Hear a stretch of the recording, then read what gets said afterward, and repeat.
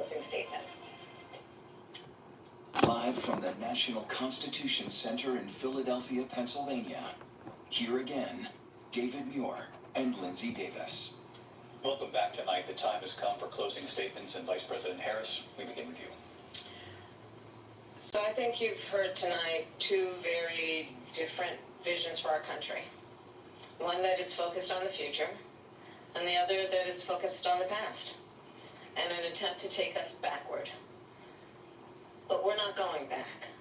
And I do believe that the American people know we all have so much more in common than what separates us. And we can chart a new way forward. And a vision of that includes having a plan, understanding the aspirations, the dreams, the hopes, the ambition of the American people, which is why I intend to create an opportunity economy, investing in small businesses, in new families, in what we can do around protecting seniors, what we can do that is about giving hardworking folks a break and bringing down the cost of living. I believe in what we can do together that is about sustaining America's standing in the world and ensuring that we have the respect that we so rightly deserve, including respecting our military and ensuring we have the most lethal fighting force in the world. I will be a president that will protect our fundamental rights and freedoms, including the right of a woman to make decisions about her own body and not have her government tell her what to do. I'll tell you, I started my career as a prosecutor. I was a DA, I was an attorney general, a United States senator, and now vice president. I've only had one client, the people. And I'll tell you, as a prosecutor, I never asked a victim or a witness, are you a Republican or a Democrat? The only thing I ever asked them, are you okay? And that's the kind of president we need right now. Someone who cares about you and is not putting themselves first. I intend to be a president for all Americans and focus on what we can do over the next 10 and 20 years to build back up our country by investing right now in you, the American people. Vice President Harris, thank you. President Trump. So she just started by saying she's going to do this, she's going to do that, she's going to do all these wonderful things. Why hasn't she done it? She's been there for 3.5 years. They've had 3.5 years to fix the border. They've had 3.5 years to create jobs and all the things we talked about. Why hasn't she done it? She should leave right now, go down to that beautiful White House, go to the Capitol, get everyone together and do the things you want to do, but you haven't done it, and you won't do it because you believe in things that the American people don't believe in. You believe in things like we're not going to frack, we're not going to take fossil fuel, we're not going to do things that are going to make this country strong, whether you like it or not. Germany tried that, and within 1 year they were back to building normal energy plants. We're not ready for it. We can't sacrifice our country for the sake of bad vision. But I just ask one simple question. Why didn't she do it? We're a failing nation. We're a nation that's in serious decline. We're being laughed at all over the world. All over the world they laugh. I know the leaders very well. They're coming to see me. They call me. We're laughed at all over the world. They don't understand what happened to us as a nation. We're not a leader. We don't have any idea what's going on. We have wars going on in the Middle East. We have wars going on with Russia and Ukraine. We're going to end up in a third world war, and it'll be a war like no other because of nuclear weapons, the power of weaponry. I rebuilt our entire military. She gave a lot of it away to the Taliban. She gave it to Afghanistan. What these people have done to our country, and maybe toughest of all, is allowing millions of people to come into our country. Many of them are criminals, and they're destroying our country. The worst president, the worst vice president in the history of our country. President Trump, thank you. And that is our ABC News presidential debate from here in Philadelphia at the National Constitution Center. I'm Lindsay Davis. And I'm David Muir. Thank you for watching here in the U.S. and all over the world, and from all of us here at ABC News. Good night. And welcome back to NBC News coverage of the debate. Pick your adjective. I would go with fiery to begin, but it goes from there. Both the candidates, you could argue, executing on their strategy going in for Kamala Harris. That was to get under the former president's skin, which she did quite often. For the former president, his option was, of course, to go after the economy, after Afghanistan, the administration's position on the withdrawal in Afghanistan, and immigration, of course. This is exactly what they wanted. The question is how they got there and along the way, I think. Well, people are going to be talking about this debate for a long time. And is this the final debate? Is this the only one we're going to see? Will there be another? Well, it depends on how each candidate feels they did tonight. Let's bring back our moderator of Meet the Press, Krista Walker, our senior Washington correspondent, Hallie Jackson. Boy, do we have a lot to chew over here. I mean, let's talk about, first of all, it does seem that Kamala Harris was trying to hit every trigger point she could think of to try to get Donald Trump to respond to her and to kind of fall into bait him into that trap. Do you think it was effective? Well, let's just name a few. Abortion, January 6th. His former officials who are now critical of him. John McCain, which is the big trigger point. One It's of rally size. It's rally size, one of the biggest ones that gets under his skin. One of his allies said she clearly tried to get under his skin. He's being defensive way too much. He's losing his answers. For example, instead of border czar, we had eating pets. Of course, that theory that Springfield officials in Ohio are saying there's no proof that undocumented immigrants are eating pets, something that we've heard from Trump and his campaign. And I think that allies are expressing concern about the fact that he didn't do what they were hoping he would do, which is to stay on message, to talk about his strengths. There were some unanswered questions as well. It's worth noting out on both sides. Harris never answered whether you're better off than you were 4 years ago. She also didn't say what she would have done differently on immigration. Trump, by the way, didn't answer the critical question. Would he veto a national abortion ban if it came to his desk? I asked J.D. Vance if Trump would do that. He said, yes, he would. Trump said tonight, well, he didn't check with me before saying that. So some differences there. Again, how does this play with those swing voters? What are Republicans saying tonight that you're monitoring? I think there's immense frustration on the part of those allied with Donald Trump about the moderators. That is something that you sometimes hear after debates. I think that is certainly a through line here. There is some frustration, I think, from one Republican who called former President Trump wild and uncontrolled and said that the vice president was successfully pushing his buttons and getting him angry. Another ally said, listen, she is doing what they thought she would do, avoiding the issues and going on attack against former President Trump. She did that, as you have laid out. She baited him again and again. We talk about substance and style being the two kind of buckets in any debate. If that's the style, you look at substance here. She was pressed on her shift away from some of those more progressive positions in that crowded primary. She says, my values haven't changed. And it wasn't just, of course, the issue of abortion access and whether he'd veto a national abortion ban that the former president did not answer on. He did not discuss how he would implement one of his central issues on immigration, mass deportations. And he also didn't get into his plan to replace Obamacare, simply saying, I have concepts of a plan. He will be pressed on that moving forward. He also didn't commit to saying he wants Ukraine to be victorious in the war. So that was an interesting exchange as well. So she was trying to prosecute the case against him, but also present an affirmative vision of herself and what she might do in a term. So let's go to Tom Llamas, who's in the spin room for us. So Tom, I'm sure you're already starting to see people filter in. And what are you hearing? Yeah. Okay, guys, so it's still very early, right? Each campaign is sort of getting their talking points out and making sure everyone's on the same message before they pour into the spin room. Some people are coming in right now. There's a crush of reporters at the entrance waiting for everybody. I can't tell you in the meantime, my phone has been blowing up with both Republican strategists, Democratic strategists, voters. I've been asking everyone what they think. It is a complete different shift change from that first debate. After that first debate, Republicans felt very victorious, very confident. They were saying the entire debate was about Joe Biden. This time, it's much different. Republicans seem very frustrated with former President Trump. They also felt frustrated with the format of the debate, which is never a good sign on your side. And then also saying that they were able, at least Vice President Kamala Harris was able to make this debate not about Joe Biden, not about herself, but about Donald Trump, and that led to her advantage. So again, many of the surrogates are coming in right now. Governors, senators from different parties. We're going to be talking to them throughout the night. I'm listening back to you guys in the studio right now.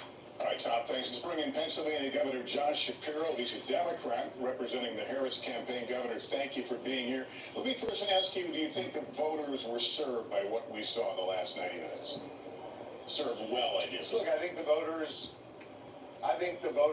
heard a lot and learned a lot. You know, one of the things I was a little bit worried about going into this debate is that some folks had a little brain fog about Donald Trump. They sort of didn't remember the chaos of Donald Trump's time in office. Well, I'll tell you what, I think Kamala Harris cleared that brain fog out, reminded people of the disaster that he was as president, and I think it was also clear as she was laying out a vision to take this country, Donald Trump didn't have a clear vision on where he wanted to go. Instead, it was more grievance and division, more attacks on other people. And Donald Trump, I think, will make our country less safe, more chaotic, and less free. And Donald Trump prosecuted the heck out of the case tonight.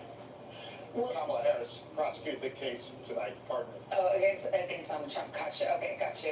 You know, I thought Donald Trump toward the end finally got around to what he was hoping to accomplish, which is say, if you have all these plans and you have all this vision, Kamala Harris, you've had 3.5 years to do it, why haven't you? So what is the answer to that? She has served as vice president. She knows the job to be president. Now she has laid out her vision for where she wants to take this country. I thought she was very specific on her plans to cut taxes, particularly for small business owners, her way of trying to bring down costs for middle-class families. Donald Trump, I don't know what the heck he thinks. He was all over the place. I think what you heard was a rambling man full of nonsense and full of a whole lot of grievance. He couldn't get past that, and he couldn't focus on anybody but himself. And that is serving the good people of this nation, something Kamala Harris has done throughout her career and has plans to do going forward. Do you think either will have an appetite for a second debate after this one? Look, I think that'll be up to either one of them. I'm not going to sit here and guess what will happen. But I'll tell you what, if there is not another debate, what the American people saw tonight was a clear contrast. A clear contrast in steady, future-looking leadership versus the chaotic, divisive leadership of the past of Donald Trump. Governor Shapiro, thank you for being with us tonight. We appreciate it. We're going to hear from Senator Marco Rubio in just a moment. We have a few moments to turn back to our table. So what about it? It's clear that the Democrats and the allies of Kamala Harris are very happy with the way that she prosecuted the case against Donald Trump. But we know going in, about 30% of voters were saying, we don't really know who she is or what she's about. Do you think she did enough to define herself to make that affirmative case? I don't. There were a couple of answers where she talked about her economic plans. It's the top issue. Trump beats her on that point. I think people still have a lot of questions about what she would do on the economy. One interesting nugget by our team's count, the former president said the name Biden something like 15 times, didn't say Kamala or Harris once. She addressed that by saying, clearly, I'm not Joe Biden, but I think that's an interesting point, is where the former president's head is at this point. All right, let's bring in Florida Senator Marco Rubio. He's a surrogate for the Trump campaign. Senator, thanks for coming on with us. Did we see the best version of Donald Trump, in your opinion, tonight? Well, two things. These candidates have very different objectives going in. Donald Trump's well known. He was the president of the United States. He's been campaigning basically for the last 8 years, 4 years, and actually going back to 2016. Most voters didn't even know who Kamala Harris was. Tonight, for the first time, they got glimpses of it. Look, I don't think the moderators did the best job of pressing her on this, but I think I got glimpses of what she has stood for as recently as 2019 and 2020. And it's here in Philadelphia, here in Pennsylvania, where she wanted to ban fracking. But beyond that, I think there are all kinds of things that the moderators never asked, questions that I wanted to see asked. For example, grocery prices are up 50% from 2020. What's your responsibility for that? I thought her answer on Afghanistan was complete nonsense. She was vice president at the time. Joe Biden didn't withdraw from Afghanistan. We were run out of Afghanistan. So on issue after issue, I think for the first time, voters are starting to get a glimpse of someone and starting to understand the positions that she truly believes in. And she's basically cut and paste, literally cut and paste out of the Biden agenda. People don't want the Biden agenda, but what she really believes in are the radical ideas that she ran on in 2019 and 2020. I think for a lot of Americans who don't know a lot about her, tonight they were introduced to those facts. I think that's going to have an impact on this race. Senator, you just laid out the case against her pretty clearly. Do you wish that Donald Trump had done so more clearly? Well, I think he did. Unfortunately, like I said, look, I'm not one of these guys that likes to complain about moderators. This one was tough not to. I think it was really one-sided, and some of the fact-checking was wrong. There are, in fact, states in this country, the state of Minnesota, where a child born in a botched abortion is allowed to die, provided palliative care and allowed to die. So some of the fact-checking I thought was truly unfair, but on balance, as people heard things about, you wanted to take away guns from people in the past, you wanted the Bernie Sanders health care plan, you wanted to ban fracking, you bailed out, tried to raise money to bail out rioters in 2020 in the summer. These are new facts that a lot of people don't know about Kamala Harris that they learned tonight for the first time. And I think, as you've seen in the polling, a lot of 25% of Americans wanted to learn more about her, and they learned more about her tonight. Senator Rubio, thank you for your time. We want to go to Kate Snow. She's been talking with a group of undecided voters in where else? Battleground, Pennsylvania. Kate, we've all been dying to hear what they thought and how they reacted to what they heard tonight. Yes, Savannah, it's been really interesting watching with you all because I could see your reactions in real time. There were a lot of visceral reactions. In one word, if I can ask, how would you headline this debate? One word to describe what you saw, Lynn. Well, it's 4 words. Same old, same old. Hannah. Manipulative. And Andrew. Lies on both sides. Okay. Lies. Wait, you came in all undecided. Has anything changed your mind tonight? Is there anything you heard here that you thought, oh yeah, I could go for that policy. I could stand with that candidate? Not really. For me, I think Kamala had a good debate.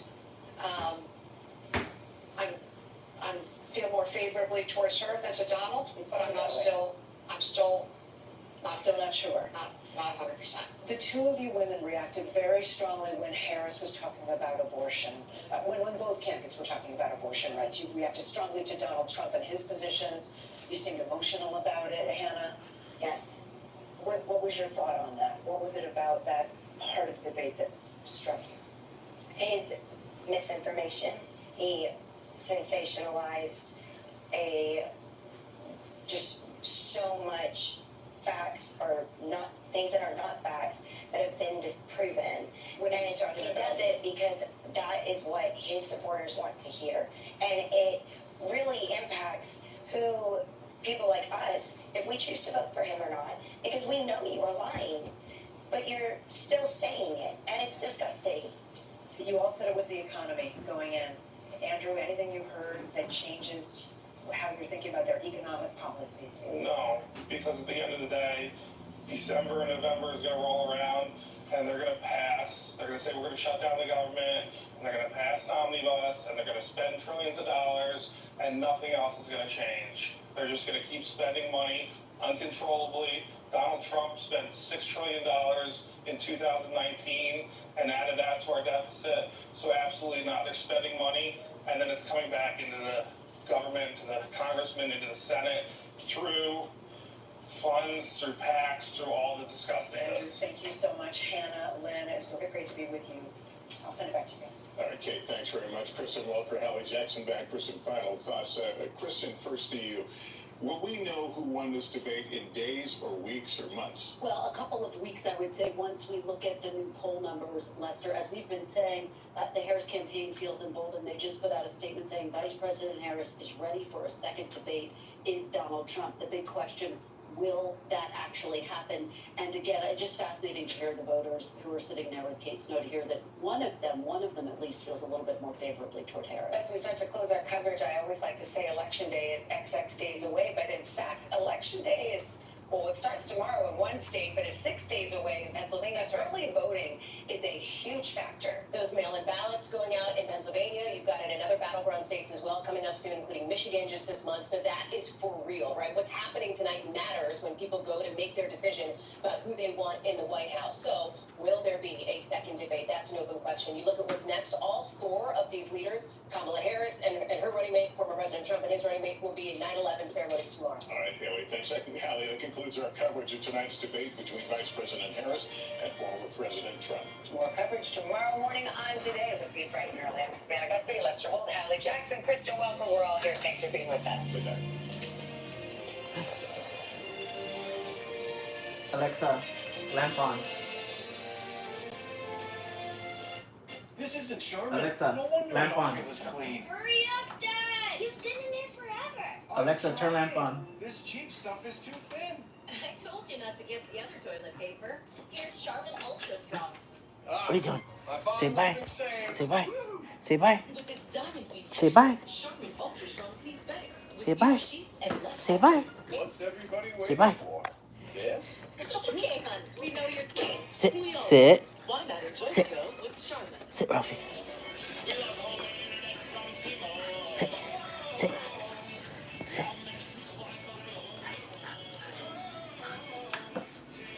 Sit. Sit. Say goodnight. Say goodnight.